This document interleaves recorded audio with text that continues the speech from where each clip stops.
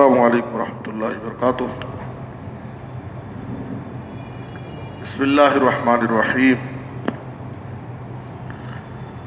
عن ابی ہریرہ رضی اللہ تعالی عنہ قال قال رسول اللہ صلی اللہ علیہ وسلم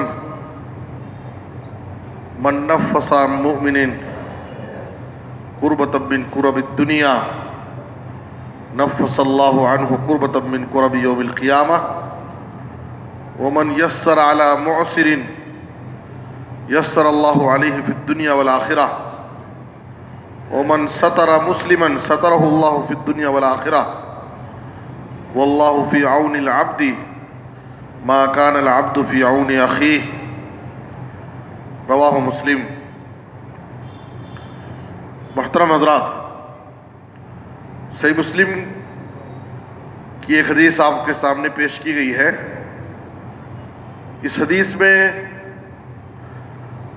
آپ صلی اللہ علیہ وسلم نے مومن بھائی کی تکلیف اور پریشانی کو دور کرنے اور آفت اور مصیبت میں اس کی مدد کرنے کی فضیلت بیان کی ہے۔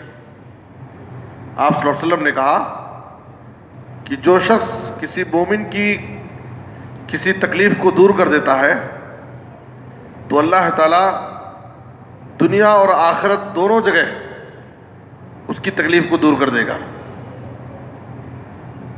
اگر کوئی شخص دنیا میں کسی مومن بھائی کی کسی تکلیف کو دور کرتا ہے تو اس کے بدلے میں اللہ تعالیٰ اس کی دنیا اور آخرت دونوں جگہ کی تکلیف کو دور کر دے گا۔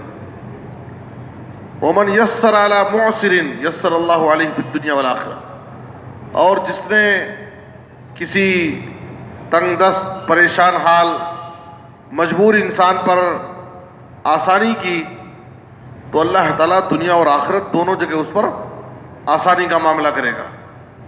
ومن ستر مسلما سترہ اللہ فی الدنیا والآخرہ، اور اگر کسی نے کسی مسلمان بھائی کی پردہ پوشی کی، اس کے کسی عیب، اس کی کسی غلطی کو جان کر کے اس کو چھپا دیا، اس کو لوگوں کے سامنے ظاہر نہیں کیا، تو اللہ تعالیٰ دنیا اور آخرت دونوں جگہ اس کے عیب کو چھپا دے۔ واللہ فی عون العبد ما کان العبد فی عون اخیہ، اور جب تک ایک انسان اپنے بھائی کی مدد کرتا ہے اللہ تعالیٰ اس بندے کی مدد میں لگا رہتا ہے۔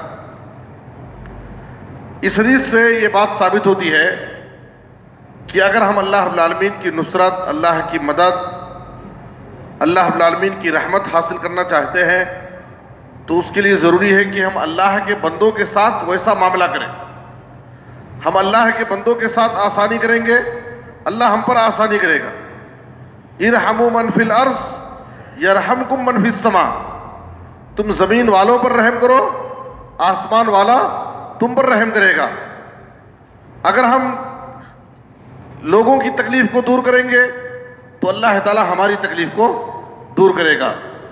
ہم اگر لوگوں کی مدد کریں گے تو اللہ تعالیٰ ہماری مدد کرے گا۔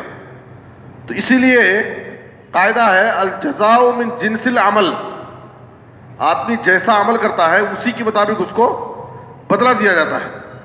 ہم اللہ کے بندوں کے ساتھ جیسا معاملہ کریں گے اللہ تعالیٰ بھی ہمارے ساتھ ویسا ہی معاملہ کرے گا۔ مصیبت، پریشانی، تکلیف یہ کسی انسان کی انفرادی بھی ہو سکتی ہے اور اجتماعی بھی ہو سکتی ہے۔ پورے سماج اور معاشرے میں کوئی آفت آ جائے، چاہے زمینی آفت ہو یا آسمانی آفت ہو، سیلاب آ جائے، طوفان آ جائے، کسی طرح سے عمومی طور پر لوگ پریشانی میں ہو، یہ ایک اجتماعی مصیبت ہے۔ اور انفرادی مصیبت یہ ہے کہ کوئی آدمی ذاتی طور پر پریشانی میں ہے، تکلیف میں ہے، تو ہر طرح کی مصیبت اور تکلیف اس میں شامل ہے۔ اگر کوئی انفرادی طور پر آدمی پریشان ہے، ہم اس کی تکلیف کو دور کریں گے تو اللہ تعالیٰ ہماری تکلیف کو دور کرے گا۔ ہم اس پر آسانی کریں گے تو اللہ تعالیٰ ہم پر آسانی کرے گا۔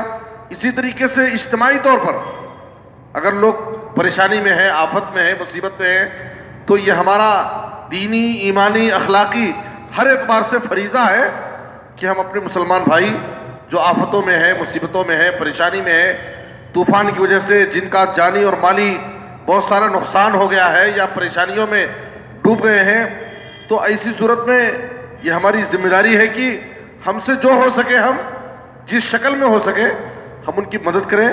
تو اس کا فائدہ یہ ہوگا کہ ایسی تکلیفوں سے اللہ تعالیٰ ہماری حفاظت کرے گا، دنیا میں بھی اور آخرت میں بھی، اور اس کے بدلے میں اللہ تعالیٰ دنیا اور آخرت میں ہم کو بہترین بدلہ دے گا.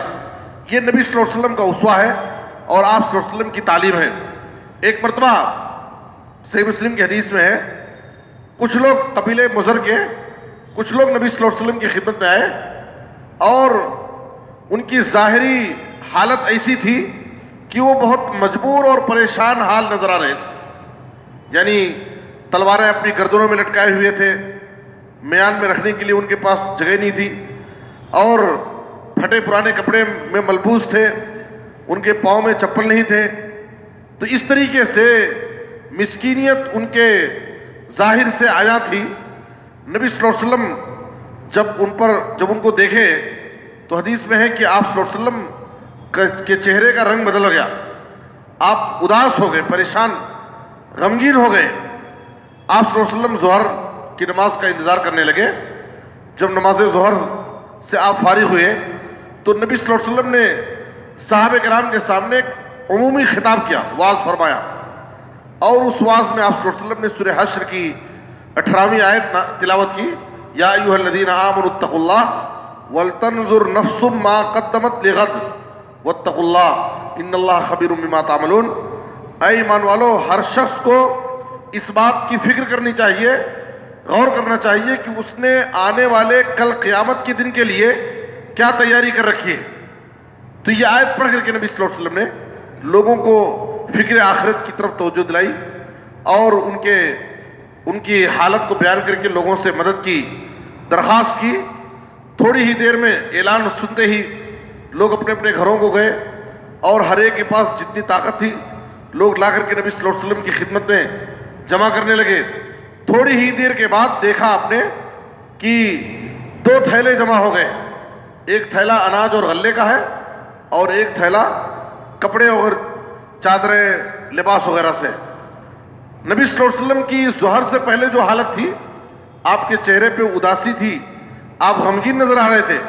لیکن جب نبی صلی اللہ علیہ وسلم نے دیکھا کہ صحابہ کرام نے ان کی مجبوری کو دیکھ کر کے ان کی مدد کی اور ان کے لیے کھانے پینے اور لباس و پوشاک ہر طرح کا انتظام کر دیا ہے، تو حدیث میں ہے کہ نبی صلی اللہ علیہ وسلم کا چہرہ خوشی سے روشن ہو گیا. آپ صلی اللہ علیہ وسلم خوش ہو گئے. پھر آپ صلی اللہ علیہ وسلم نے ان کے حق میں دعائیں کی.